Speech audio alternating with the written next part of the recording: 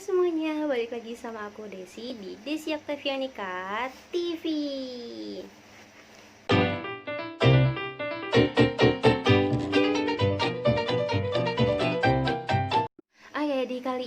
Oke, di kali ini aku akan membahas salah satu series Jepang yang memang benar-benar mungkin para wibu tahu series yang satu ini.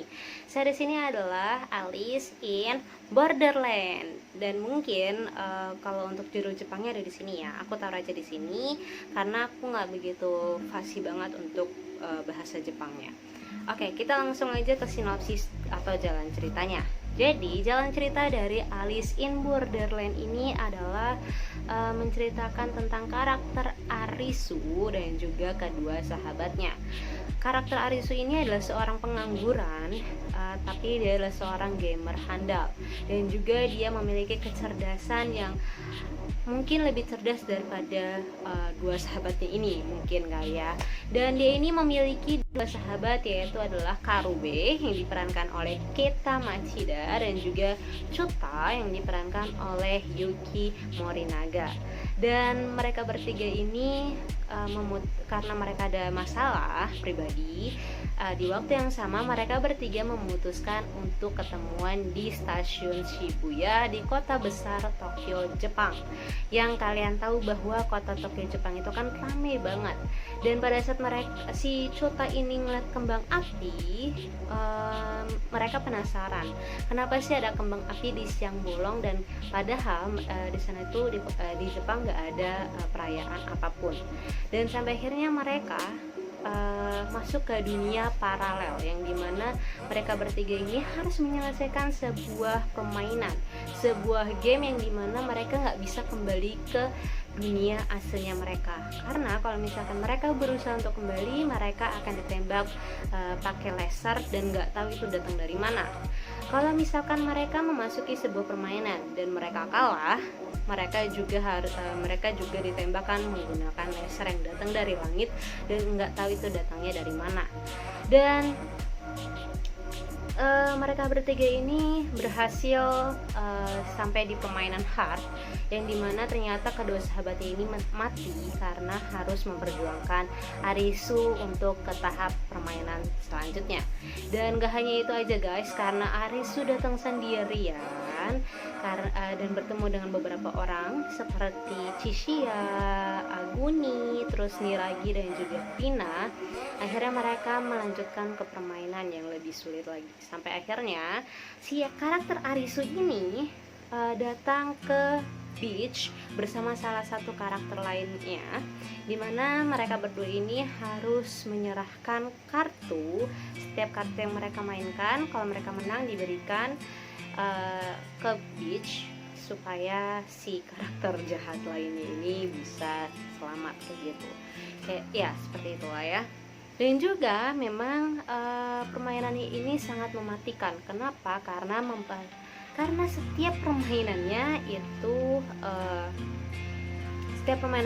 harus mengorbankan banyak nyawa. Salah satunya itu adalah dua sahabatnya Arisu, yaitu Karube dan juga Chota, yang harus mati di permainan hard. Dan mau gak mau kita harus bisa mengalahkan orang-orang lainnya supaya kita bisa bertahan hidup. Nah, di sini menggunakan visa.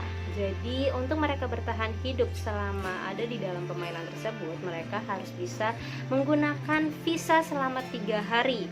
Jika visa tersebut udah habis, maka secara otomatis laser yang datang dari langit itulah yang akan datang menghampiri kepala kita dan kita mati.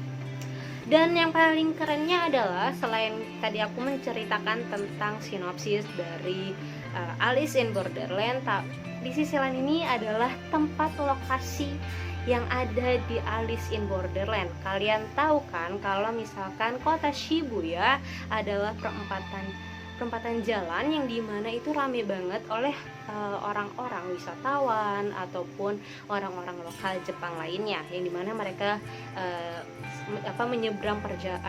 menyeberang trotoar itulah ya. Dan juga trotoar yang biasanya dilalu lalangin sama orang-orang tiba-tiba sepi langsung sekejap gitu aja. Dan bagaimana sih mereka para tim produksi membuat semacam supaya jalannya ini terlihat sepi, padahal lokasinya itu di sekeliling lokasi syutingnya itu rame banget sama orang-orang. Dan ini adalah salah satu yang akan aku selipkan ke kalian ya.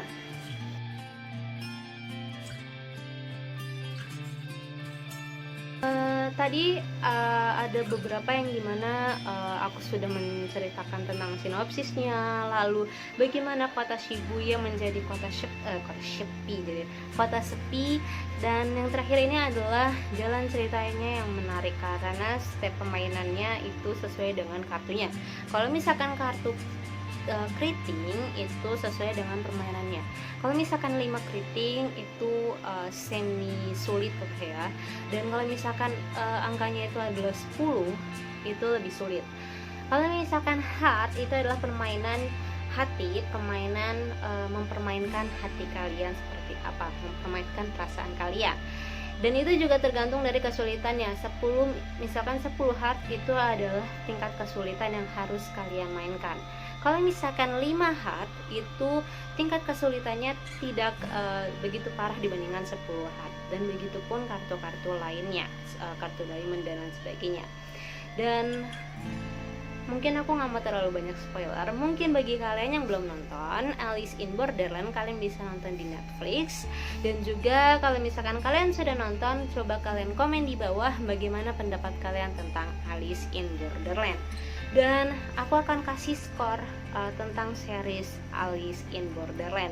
Alice in Borderland ini aku kasih skor 9/10. Kenapa? Karena memang series ini tuh ciamik banget, editannya memang oke. Aku suka banget. Dan series ini bisa dibilang salah satu series yang sangat akan aku masukkan ke dalam rekomendasi series ini. Dan untuk ending dari Alice in Borderland ini, endingnya sangat menggantung banget, kayak gue yang digantung sama cowok. Oke. Jadi Alice in Borderland ini memiliki ending yang cukup menggantung, mempunyai plot twist yang sangat banyak dipertanyakan oleh para penggemar series Jepang.